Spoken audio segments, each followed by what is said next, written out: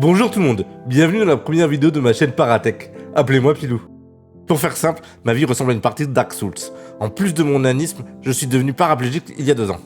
Mon but à l'heure actuelle est de reprendre une vie normale comme avant. Cependant, ce simple souhait se révélait être un vrai challenge exigeant. J'avais plusieurs possibilités en attendant de remplir mon objectif.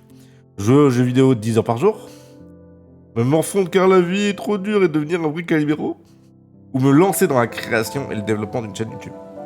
Ne supportant pas l'ennui ou la facilité, j'ai bien sûr choisi cette dernière proposition. Cependant, une question se pose. Est-ce que je fais une chaîne sur le handicap ? Étant handicapé, je pourrais en créer une. Mais comment la développer et la faire connaître ? En réfléchissant, je vois 2 lignes éditoriales. Première possibilité, faire des vidéos en me victimisant par rapport à mon handicap. Deuxième possibilité, me mettre en mode Super Saiyan et montrer que malgré ma situation, je peux réaliser mes objectifs. Ces 2 stratégies auront des répercussions reloues sur ma vie privée. Me victimiser risque de me donner une mauvaise image professionnelle. Par exemple, un employeur ne va jamais recruter un candidat qui arrête pas de se plaindre pour un poste à haute responsabilité. Par contre, la seconde possibilité donnerait une très belle image à l'handicap et à moi-même, mais nécessiterait la réalisation de vidéos très physiques pour moi, et cela entraînerait une grosse fatigue et du stress. Par contre, ces créateurs sur le handicap font du très bon contenu. Ce mec a été amputé très jeune, et comme vous pouvez le voir, il fait des trucs de ouf.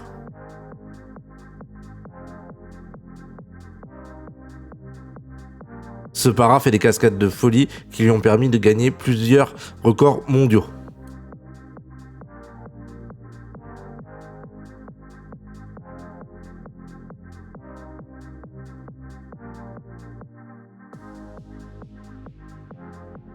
Cependant, ayant la tech dans le sang, je vais plutôt parler de la tech que du handicap.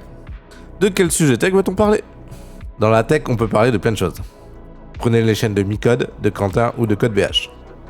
Ce sont des chaînes tech, mais parlant de choses ultra différentes. Un des sujets que je pourrais traiter est le business dans la tech. Je trouve ce thème super intéressant, surtout avec les big tech et le développement de l'intelligence artificielle générative.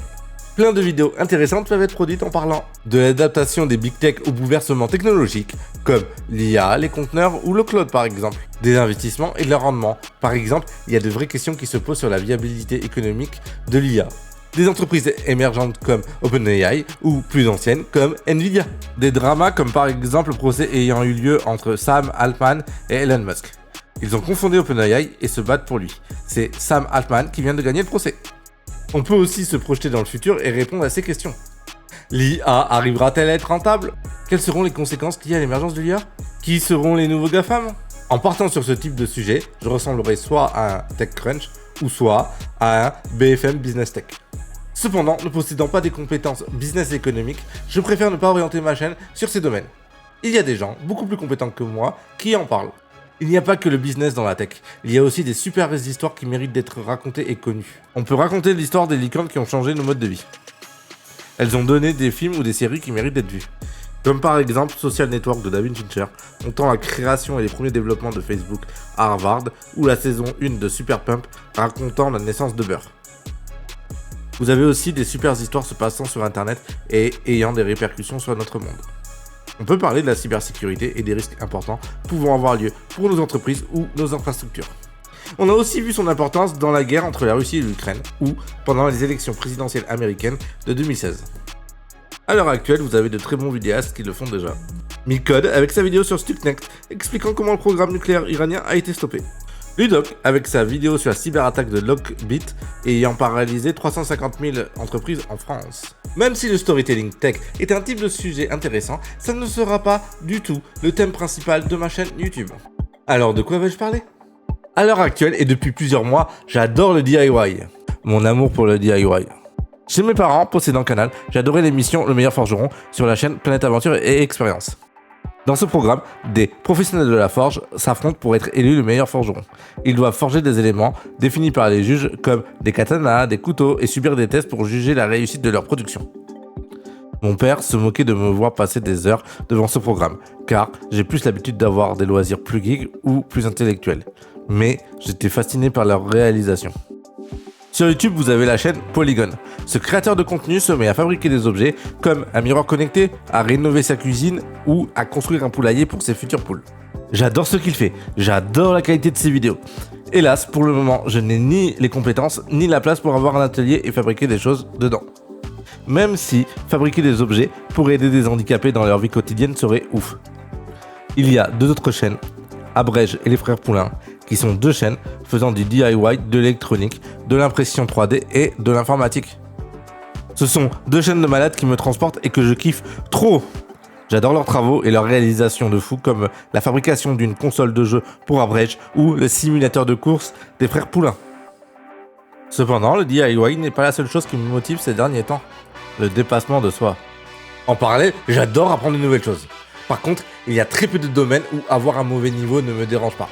Je suis obligé de progresser, sinon je perds de l'intérêt pour la discipline. Pour être bien, je suis obligé de remplir de nouveaux défis. Je veux faire des vidéos qui me permettent de progresser et d'apprendre de nouvelles choses. Sur ma chaîne Paratech, j'aurai 2 objectifs. Soit apprendre de nouvelles choses et progresser, soit faire des logiciels en mode DIY. Avant de conclure, parlons des premières vidéos de ma chaîne. Tout d'abord, les 10 premières vidéos me feront réaliser des programmes en C# et en Python, les 2 langages que je maîtrise le plus. Après, j'ai d'autres idées pour les vidéos suivantes, mais on verra ça dans quelques mois. Alors, au départ, ne vous attendez pas à une vidéo super produite à la Kaizen d'Inoxtag ou celle du train de Squeezie. Je suis un ingénieur en informatique, pas un créateur de contenu avec des moyens financiers illimités.